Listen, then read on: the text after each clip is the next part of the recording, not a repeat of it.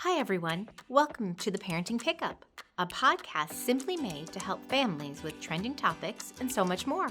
We are positive you will pick up tidbits of helpful tips, tricks, activities, and advice when listening to our podcast. I'm your host, Kara.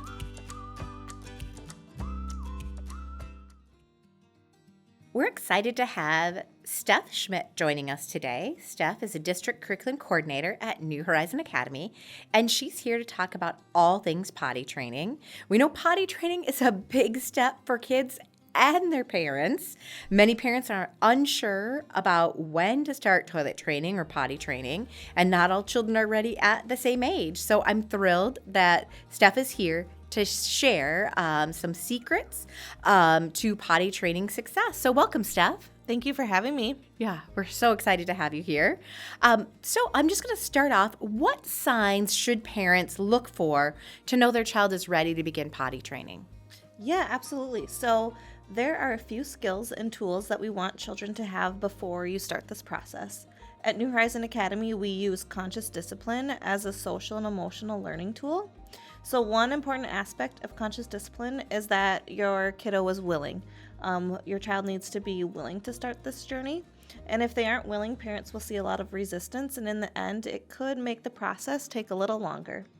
So the other aspect we want to look for is that do they have those necessary skills? If your child is willing and has the skills, that would be a great sign that they are ready. And actually, Joan Morgenstern is a parent coach, and she actually rephrased potty training to potty mastering, which I love. I love this term. It really puts it on the kiddos instead of on the parents. So we, with conscious discipline, love that. So the reasoning behind this is it's the parents aren't training the children. They're really helping a child master a new skill. So I'll reference many of her ideas throughout the podcast. And so along with willingness, she says that children need to have 3 other necessary skills before potty mastering. The first is to know that we want children to intellectually understand that the pee and poop belong in the potty. And then obviously we know knowing and doing are not the same. So just like an adult, we may know we should do something but aren't able to do it. The second is recognize the urges of needing to pee and poop. And the third is time. They need to know and feel what to do and get to the bathroom in the right time. So while they're learning those 3 skills, it is our job to help them along the way by asking questions or giving information. So once they are willing and have the 3 skills, they could be ready to start the potty mastering process. That's wonderful. And I like using the phrase of, potty mastering. It makes a lot of sense. It's kind of like developmental milestones. We don't train our children to walk. We don't train them to crawl. So I like Absolutely. it because it's similar to that they're really learning to master an important skill. Yes. It takes the pressure off of us as parents, for sure. Yep, and it just kind of leads us to be more empowering to them. So yeah, and I bet they feel better about it too. Mm-hmm. And I like the ideas of kind of using their cues, and they're telling us when the time is right versus us deciding, oh, happy birthday, year 2, you should be potty trained, or whatever magical number we come up with as parents is the right time to be potty training. So I really like that. That's great. Thanks, Steph. Another question I have is, what can parents do before starting the potty training process? Like, what do they need to do for themselves? Yeah, so kind of like you mentioned before, as parents, we need to change our mindset from we are training them to we are supporting our children while they're learning a new skill. So like you said, children go through many milestones, and potty training is the same as helping them learn to crawl or walk or talk. It's helpful if parents have a mindset that they're there to support their child as they reach their new skills. And for conscious discipline and Joan Morgenstern, she suggests changing some common phrases too when talking to our kiddos about potty mastering. So a lot of times we used to reference that they're a big kid now, you can go on the potty. So now we can change it to you have an important job, you're a body boss now, which I also love because again it puts the kiddos in charge of their own body. And so we all know that children love the idea of jobs and helping out.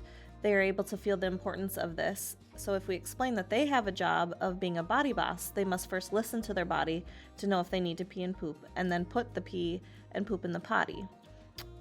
So one thing conscious discipline says is that what we focus on, we get more of. So if we have that negative energy in regards to potty training, the kiddos can feel it. So we really want to shift our focus and look at the positive so we get more positive results. And that's the same thing for this potty mastering. I have to say, like, mind blown right now. It's a total mind shift because I think that, like, with my own children, I would say, "Oh, you're a big boy now," and so I think switching it to that they're learning new skills and that they're controlling themselves. I think that is empowering to them and takes a little stress off too. Yeah, and I was the total same way with my kiddos. I was like, you're a big kid, you're 3 now, let's get this. And really, I think in the long run, it actually made it harder and a little bit more resisting on their part. So Absolutely. if I would have had this information when I was doing it, it would have been a lot helpful. I agree. I'm so glad we're doing this podcast because I think a lot of parents will benefit from it. Like, I'm just, as we're talking, thinking about my own children. I'm like, oh, I said things like, you're a big boy now, and kind of picked a age that I thought they should be potty trained and didn't necessarily listen to all the signs. And with my first, it was much harder because I didn't wait for the signs. I just went ahead and said, this is a magic number. You're this age. You need to do it. You're a big boy. Let's do it. And had I just waited for signs, it probably would have been a less of a power struggle. And I think sometimes parents wait for the perfect time, but we really want to look for when they're ready. It may not be the perfect time for us, but if we take that little window where they're showing those 3 skills, that would just make it so much easier in the long run. Absolutely. And I think less power struggles, less frustrations, kind of all the things that go with that are not always fun. I mean, it's challenging and frustrating. Yep. So we want to make sure that we're avoiding all those. So absolutely. Those are great tips. And kind of we know from what you said is that there's not like one way of going about potty training. There's not like these are the magical things you do.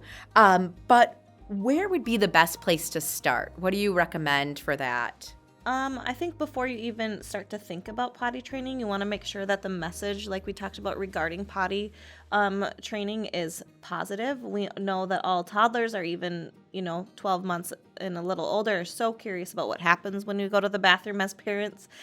So we want to make it a normal conversation and not a negative one. So if you are in the bathroom with them, explain what you're doing, what the process is, so they're familiar with it.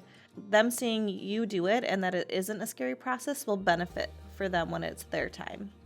Also, use correct anatomy when talking to them. Read books about the potty. When they do go in their diaper, you can talk about it, encourage them to start listening to their body. We also, when we think about potty training, we want them to have the self-help skills. We want them to know how to take their pants on and off, wash their hands, and start to wipe themselves. So if you're starting the process, have attire that's easier for them to take on and off.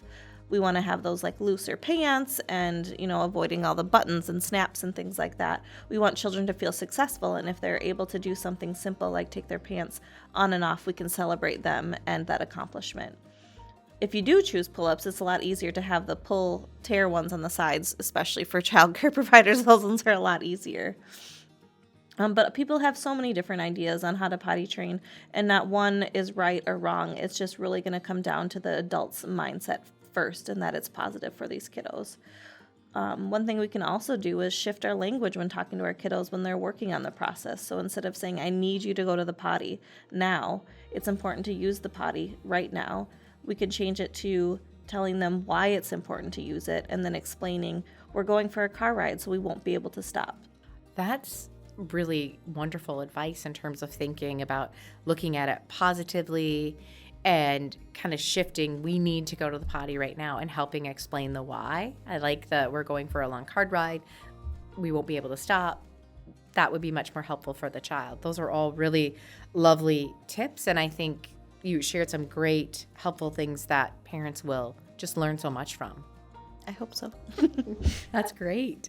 Another question that I have is kind of what's the best approach to take when a child has an accident? Because through potty training, you're a parent, I'm a parent, our children have had accidents, and they seem to always happen at the most inopportune time.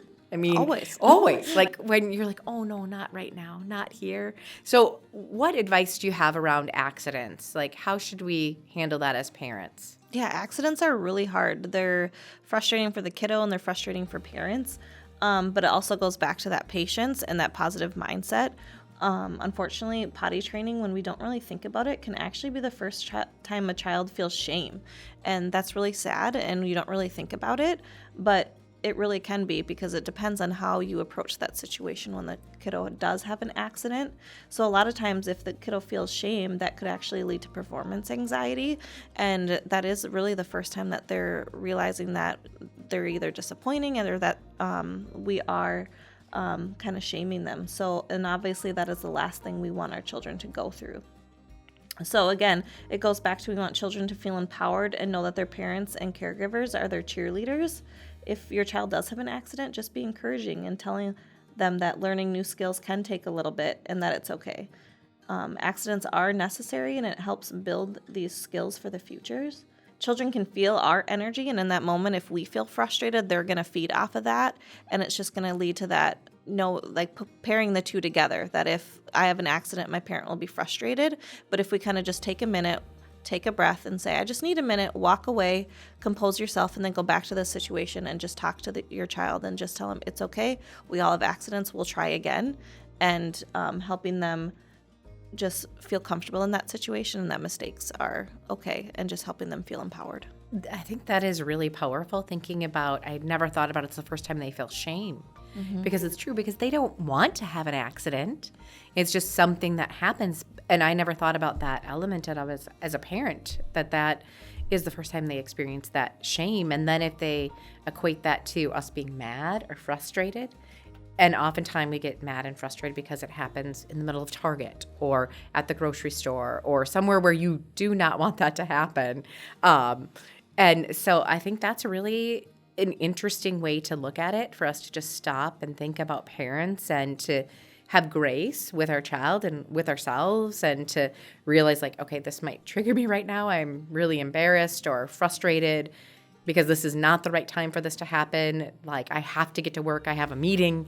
I don't have time to clean this up, but now I have to, and I have the stress of getting to work, but I need to just stop, take a breath, and make sure I'm not shaming my child kind of unintentionally. I don't think any parent intends that. Absolutely. But that's what happens, and that the child feels your frustration, and they probably already feel the frustration that I have this meeting, I have to get to work, I don't have time for this. And so I think that's a really great insight for us to, as parents, to just kind of stop and breathe and take a moment and collect ourselves, and then move forward, and just remember, accidents happen. Accidents happen. Yeah, that's wonderful. So what kind of resources would you recommend for parents and their children to kind of check out and look at to make the process easier? What do you recommend? Yeah, one thing that I referenced a lot and that I love is Conscious Discipline has their own podcast. And on there, it's called Real Talk for Real Teachers. And Joan Morgenstern was on there, and she did the Potty Mastering, a developmentally sound approach to toileting, which I think has a ton of great information and more kind of goes into the why behind it all. She also is on Instagram. She's a parent coach. And they're coming up with a book, actually, I think in 2024, for Conscious Discipline and her. So I think that will have a lot of great information. And then one book I just found on Amazon was just called The Potty Books, and I think that would be a great resource too. So we really just want to find books that are empowering and encouraging for the kiddos while they're kind of going through this and while you're introducing it. Absolutely. And I like the idea of just being positive. I think that makes the whole process so much easier, and really focusing on that it's a developmental skill and something they're mastering, which would help all of us as parents as we navigate this journey of potty training, where there are successes and failures and ups and downs. So yes, and there's not one right way. So just having that that mindset be positive for those kiddos. Absolutely. Absolutely. And just focusing on they're just learning. Mm-hmm. They're just learning a new skill. Just a new skill. You know, we didn't get mad when they started walking and they fell. I never got mad. I just got a little worried that they were hurt. And so taking that same approach with this is that it's just a new skill they're learning, and they will have kind of falls, so to speak. And some kiddos, they'll pick it up in no time, and other ones, it's going to take longer. And that is the same with any other skill that they're learning. Absolutely. Absolutely. I think just this kind of looking at it through this lens is really empowering and helpful for families. Absolutely. These are great tips. Well, we're at the point now in the podcast where we get questions from families that wrote in and shared questions that they had regarding potty training or potty mastering, as we should call it. Here's a question from a parent named Hannah. And she said, we're in the process of potty training our son, who is almost 3 years old. How do we ensure there's the same consistency at daycare, at grandparents, the babysitter, etc.? The first and foremost, I would say communication and just knowing exactly what you're doing and feel empowered in the way that you're doing the process. So just talk to the caregiver and then make sure that you are both on the same page and that so the child has consistency. Because if you're doing the same thing at every place, then the child will know what to expect and what to do.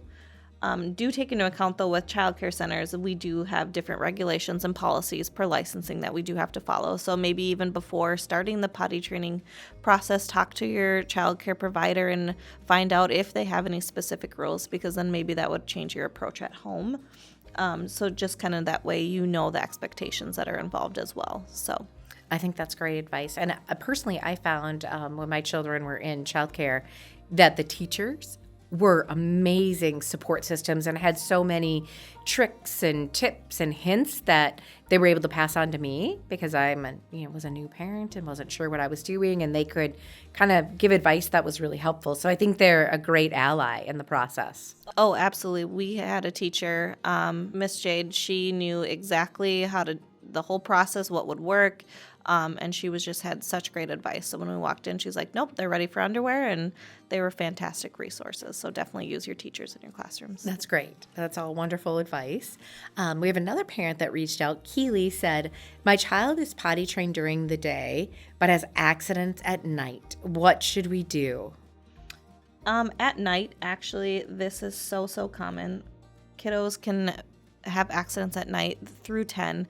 So really just be patient. Again, it goes back to that. Please don't shame them. Obviously, again, it's not going to be intentional, but we just want to keep them empowered because we don't want that to lead into the daytime. And it is normal. So just be patient. And if you are really concerned, ask a doctor. There's different items out there that you could use, but it's really, really typical. And so we just, again, want to be patient.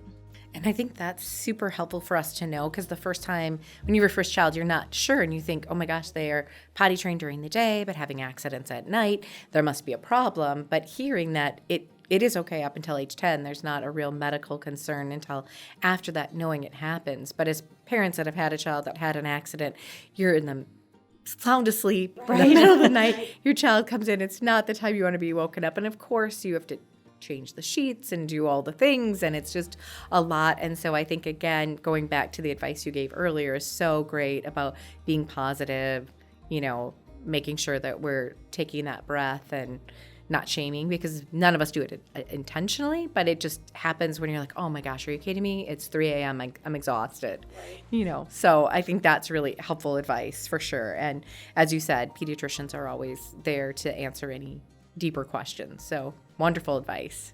So our final question is from Alan, and Alan said, my daughter regressed in potty training due to the birth of our second daughter recently. What steps would you take to get her back on track? I would start with making sure that you're having those one-on-one connections with her, even if it's simple, in the morning while the baby is sleeping, just making sure that you are with her and having those one-on-one connections. We want to make sure that she feels as important as she did before the baby was born. So just making sure that you have those connections and those intentional moments throughout the day with her is important, even if they're only a couple minutes or, not super long. And the other thing, we still want to empower her and be patient. So it just goes back to that, reminding her that it's okay, we will get this, and that she can do it, and just to continue to listen to her body. One thing that we do a lot in the childcare setting is create social and emotional stories. So these are just stories that help them understand and guide them through different situations. So you could create your own social story with your kiddos' names and just kind of walk them through the process to help them change their mindset about the new baby coming in and how it's okay. And so once they change their mindset about that, it could really help in that process. I think that's incredibly helpful advice in terms of thinking of having those intentional moments, because it is a huge adjustment for a child. They're just displaced from being the star of the family show to having someone else who's taking away some of their limelight, so to speak.